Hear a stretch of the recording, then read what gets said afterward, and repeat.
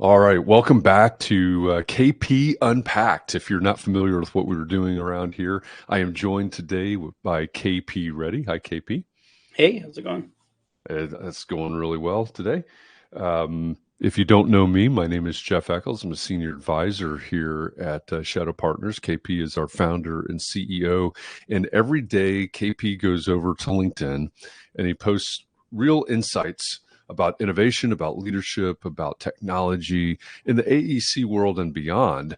And I have the opportunity every week to sit down with KP and say, hey, what were you thinking when you posted that last week on LinkedIn? So that's the whole premise behind these KP Unpacked episodes. It's a lot of fun for me. I think it's a lot of fun for you, the listener, because you get to understand where KP was coming from. The conversations that he was having, the travels that he was on when this thought came to his mind, and then eventually made it over to LinkedIn. So if you're not following KP on LinkedIn, go over there, find K.P.Reddy, Reddy, and follow him on LinkedIn, because there's a lot of great stuff over there. Full transparency to everybody, we talk about this before we get started here. We already picked out a post, but KP, what we were talking about was, as we're recording this, you posted it yesterday, and it starts out, some founders forget this. So a bit of a reminder. A founder's job is to sell employees on their vision, sell customers on their vision, sell investors on their vision, repeat, while attracting better employees, customers, and investors each time. This is the job that you signed up for. So there's a lot of selling on the vision.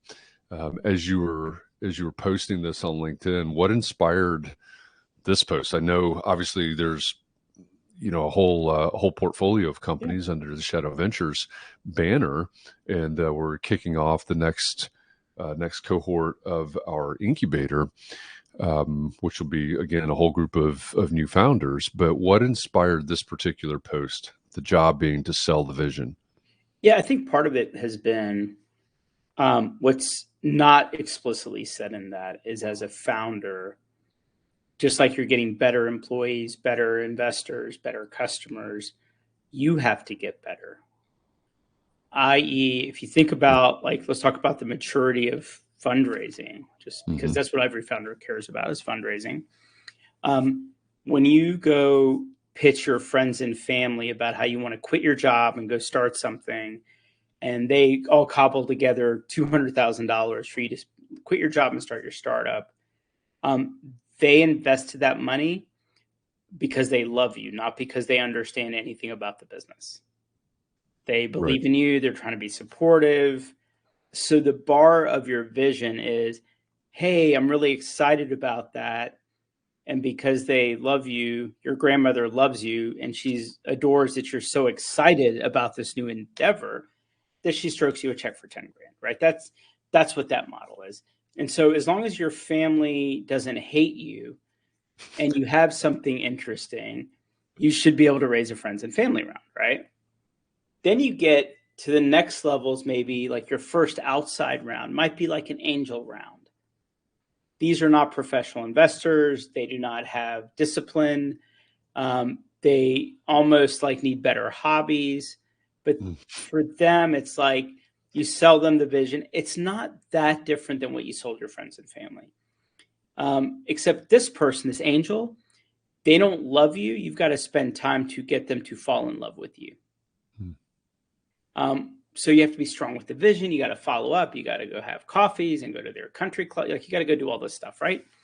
And as long as you have the skill to be likable and continue to sell that vision, I don't know that the vision between a friends and family round and an angel round is that different.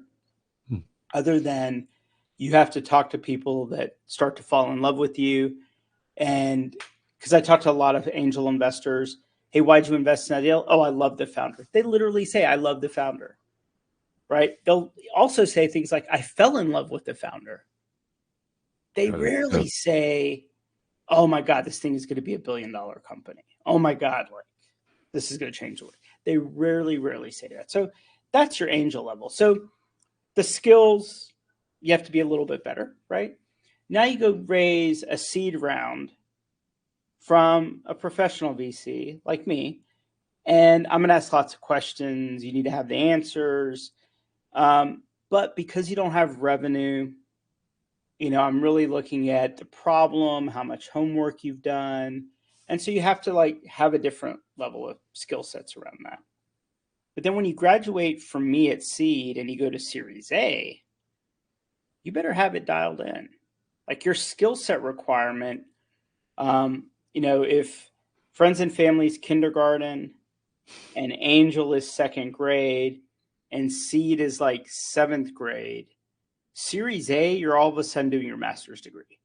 There's a massive, massive leap around expectations and what you should know and how you approach it and homework. It's a lot harder. And what I see a lot of founders doing is they think that they did a good job with their friends and family and their angel, and then they convinced me and Matt or Nick or anyone on my team to invest, that those skills are somehow transferable to the next round. And they are not even close. Same thing with recruiting your buddy that you went to college with on your vision is very different than trying to recruit the former CTO of Walmart to be your co-founder at Series A, right? And so I think that there's a little bit of resting on laurels, like, oh, we raised a round. It's like, no, you raised a round and you have to keep honing those skills. Or like, oh, no, the business is progressing. I have revenue. The numbers will speak for them. The numbers never speak for themselves, right? And if you don't continue to refine your vision, and at a Series A, it's okay to say, hey, my initial vision was A, but after getting in market and learning some things, I really pivoted my approach a little bit. And so my new vision is this. That's perfectly fine. Nobody expects you to be super focused, like it's a lot, you're allowed for your vision to change along the way. But if you spent 20, 30 hours a week with your friends and family round and 20, 30 hours a week for your friends and for your angel round and 20, 30 hours a week for your seed round, you're looking at 40 hours a week for your Series A. And I think a lot of founders think it gets easier. It doesn't get easier. It gets different, and it kind of gets harder because you're dealing with pitching teams. There is a little bit, at Shadow Ventures, it's me, Nick, and Matt. And if one of us gets excited about something, then we do the homework. We still pass. It's not like we just have to get excited. We have to get excited and we do some homework. And then if we're still excited, then we get interested.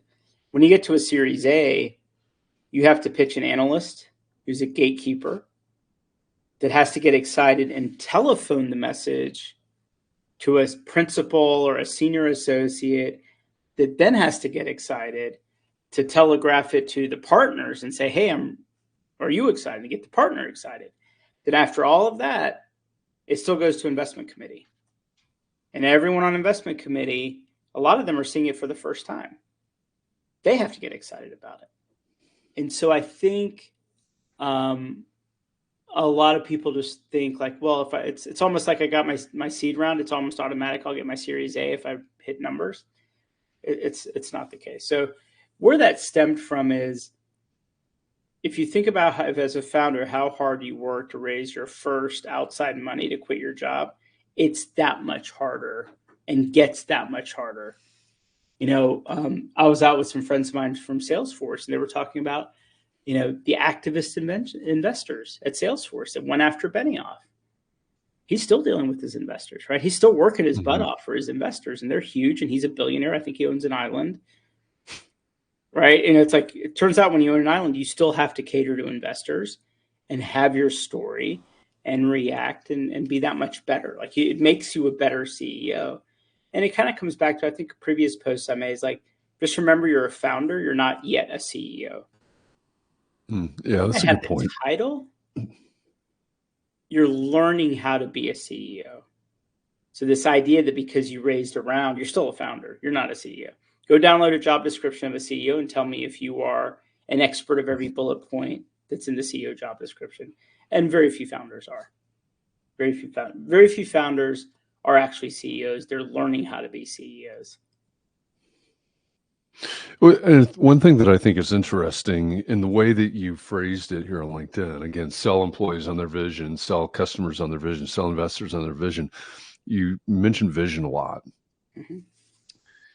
And then you talked about, the numbers rarely speak for themselves, things like that.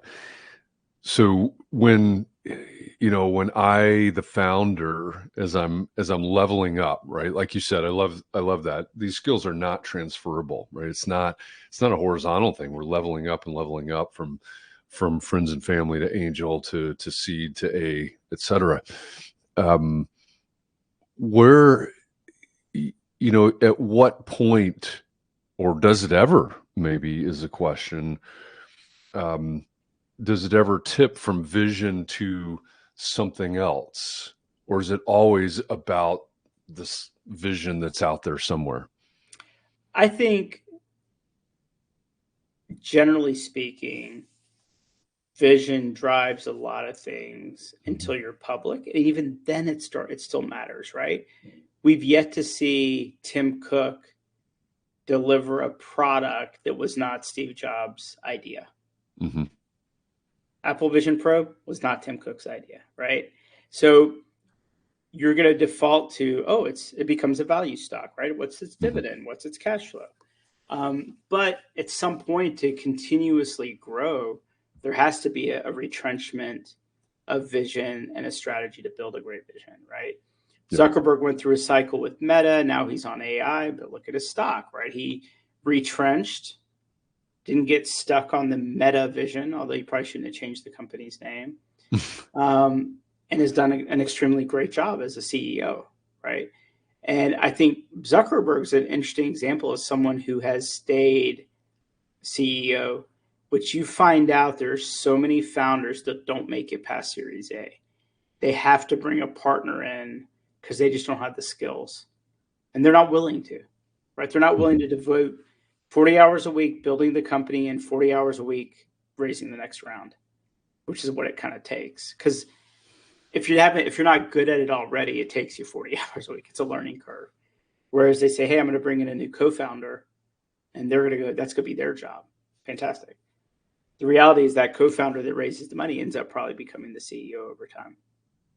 Sure. But no, I think until you reach a certain point where it's all about the math and the metrics, it is all about the strong vision. And same thing with employees. Same thing with employees. Until you build that brand of, the company that everyone wants to work for, it's hand-to-hand combat. Like, tell me why I should take a 30% pay cut and come work for you. Yeah. Well, I think to that point, and you mentioned Steve, or you mentioned Cook. I think about Steve Jobs, right? It absolutely, it becomes about the numbers, right? About the performance of Apple. But at the same time, Steve Jobs was still out there always selling the vision. Why would I come and work for you? Because of this vision. Benioff is out there talking about family, right? At Salesforce. So yeah, that's an interesting way to think about it. I think is you're always going to be selling vision, even when the numbers have to speak. Mm-hmm. Yeah. If you joined us and you don't know what we're talking about, I guess hit rewind. Does anybody still know what rewind means? The back arrow. I mean, we do, but KP Reddy and I are talking about a post from his personal account on LinkedIn as we're recording it. It was yesterday that he posted this. It says, some founders forget this. So it's a bit of a reminder. A founder's job is to sell employees on their vision, to sell customers on their vision, to sell investors on their vision, and then repeat, while attracting better employees, better customers, and better investors each time. This is the job that you signed up for as a founder. And so every week I get to come and ask KP, what were you thinking about? What inspired this particular post? on LinkedIn. So if you're not following KP, go over to LinkedIn, K.P. Reddy, Reddy, and just check out what he posts many times, multiple times per day, as he's traveling around, as he's speaking at conferences, as he's doing workshops with CEOs and all the things that KP gets involved with. They inspire those conversations and those experiences and those travels inspire these posts that he has on LinkedIn. And sometimes they're about founders, because there are portfolio companies that Shadow Ventures has invested in. We do run an incubator, which the new cohort of the incubator will be underway here momentarily. And so, this is a post about founders in startup land. So, KP, thanks for joining me and unpacking this post today. All right. We'll see you, Jeff.